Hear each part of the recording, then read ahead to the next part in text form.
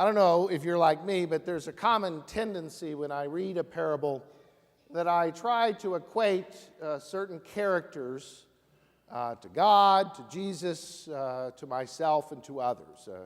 It's a very common tendency to do that, to make sense of a parable. In the parable of the prodigal, we associate God with a forgiving father, and then the eldest and younger son associate with an aspect of ourselves. Or parable of the woman searching for the coin, we might think of God as that woman, and the lost coin as ourselves. The parable of talents, might think of God as the landowner who dispenses all these talents to us, the workers in the field. And that's an interesting, it's a good way. It's a way to reflect on parables, and particularly puzzling parables, to make sense of them. And it's only natural we do that. The problem with that approach is that's not necessarily how Jesus intended them.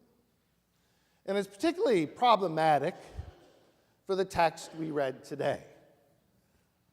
King calls in his debts, brings a slave who comes to him, who owes him an extravagant amount of money, and threatens to throw him in jail.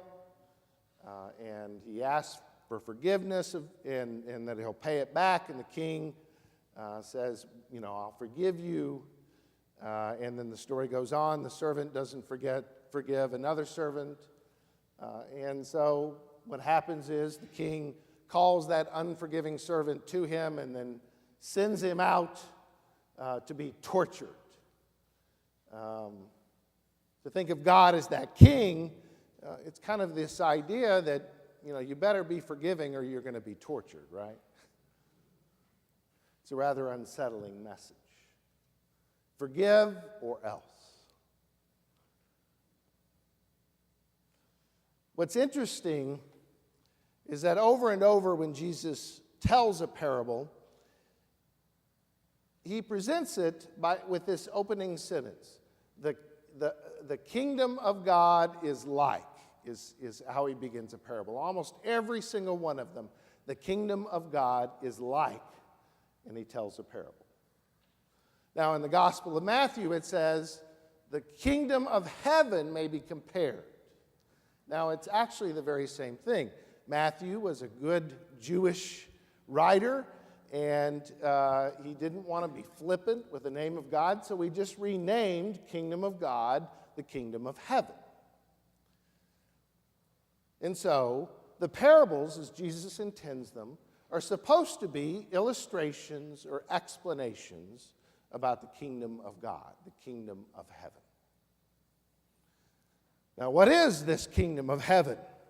And I'll tell you, there are scholars and theologians who've spent their lives trying to analyze the kingdom of God, the kingdom of heaven, spent their lives writing books and books that could fill libraries trying to explain what this concept, this biblical concept, was trying to convey.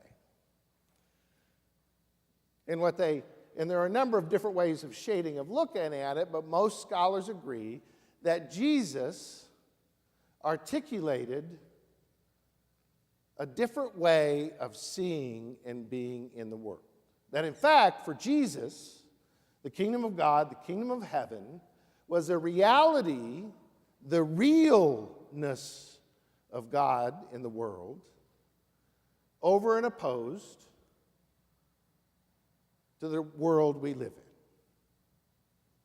in. He used common everyday things to kind of illustrate that, but what he was trying to say with the kingdom of God and the kingdom of heaven is he was trying to tell folks there's a different kind of reality that exists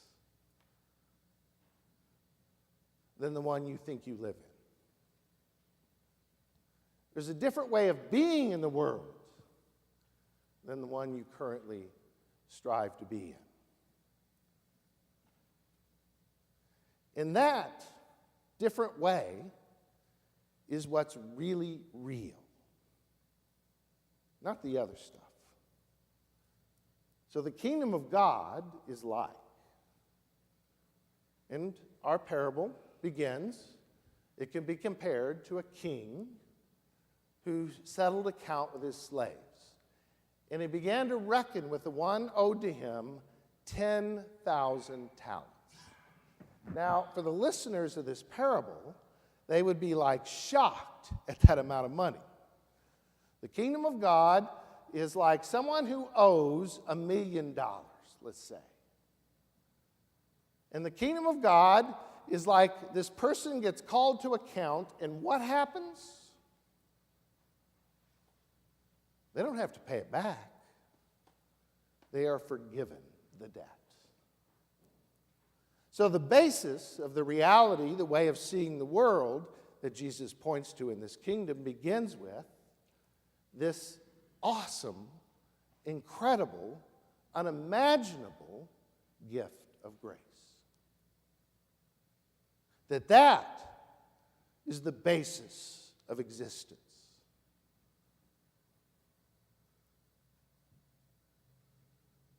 I'd love it if it was the real world and all my debts were forgiven, huh? House paid off, credit cards paid off, everything released. So the kingdom of God is, at its heart, the reality that we live in, that Jesus points to, is a forgiveness and grace. And the kingdom of God, he goes on to say, is like this forgiven person, yet who fails to forgive someone who owes him, let's say, $10.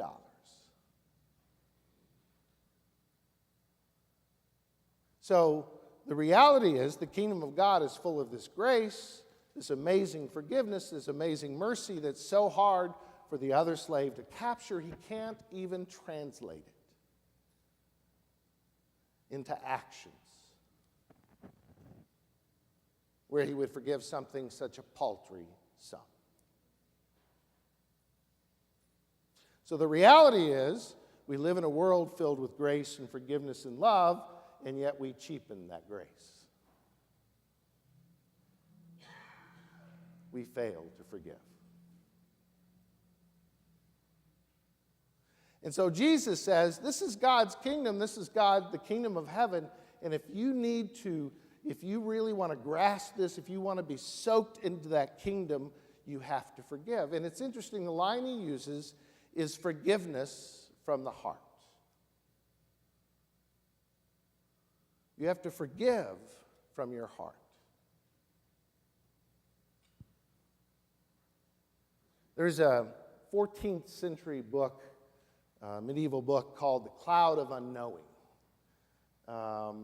written by, and they don't know who the author was, a monk in England, they think, who had written this amazing, interesting book, who asserts, and I'm kind of paraphrasing here, who asserts this truth: we can't really know God. We can't. God is impossible to grasp. We can't really know God. All we can do, he would say, is love God. And that love can only be found in our hearts. Now, the heart in the biblical tradition, when Jesus says forgiveness from the heart isn't about the mind. It isn't about rational thought. It isn't about logic. And it isn't about a commandment that you have to obey. It's not connected to thoughts. It's connected to the heart. That the heart was the place where we connected to the kingdom of God, where we connected to God's presence in our lives, where we loved. And as the author of The Cloud of Unknowing says, that's all we can do, is love God. And that's the only way we catch a glimpse of who God is. And love can't be just thought through. Love can't be really commanded to be a commandment you follow. Love has to be experienced. So when Peter asks this question, what Jesus is telling him is that I can't really command you to forgive other people. It's not an intellectual thing. It's not a commandment necessarily that you follow, because really it has to flow from that center of yourself. And in experiencing that forgiveness, you find in the kingdom of God, and expressing it to others, you know God's reality. So it's not even really an act of our will. It is kind of this dance in our hearts where we experience God's forgiveness and we experience God's love, and that just flows out of it. There's a famous contemplative, very ancient contemplative practice of prayer called centering prayer. In centering prayer, what it's essentially about is to try to, in a short period of time, simply let go of thoughts and expectations, to let go of anger and resentments, to let go of those things that prevent us from simply resting in God's love. A love that changes us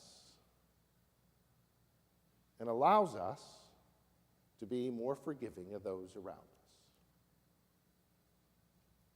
No, I know. That sounds pretty impossible, doesn't it? It's much easier to hold on to the anger, resentment. The world should be just. People should be punished. Our enemies should get their comeuppance. And yet Jesus claims there's a different kind of reality where that doesn't work. It sounds impossible, I know. I believe, I'm going to look this up, I believe it was October 2nd, 2006. It was a man named Charlie Roberts, you may remember this, entered into a Amish one-room schoolhouse and ordered the adults and the boys to leave the schoolhouse, and he shot and killed 10 Amish girls. Incredible act that's mind-boggling to us. And it was rooted in that he had lost an infant daughter who had only lived 20 minutes. And he was so angry with God that he told them, I'm going to take it out by killing some of God's children. So he was obviously something wrong mentally, but the grief and sorrow that was so much a part of his life that he would do such an act. Horrendous, horrific.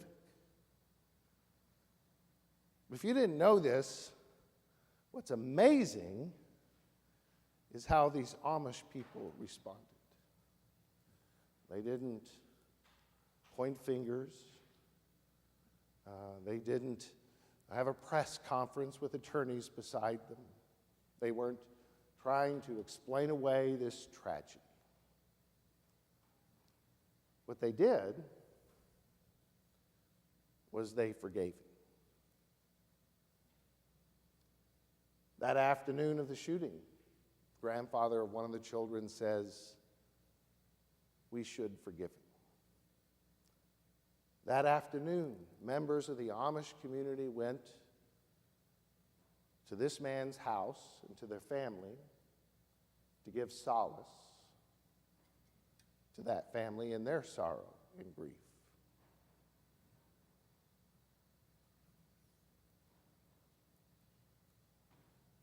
Members of his family were invited to the funerals of the young girls who were killed. And there were more Amish people at his funeral than there were non-Amish.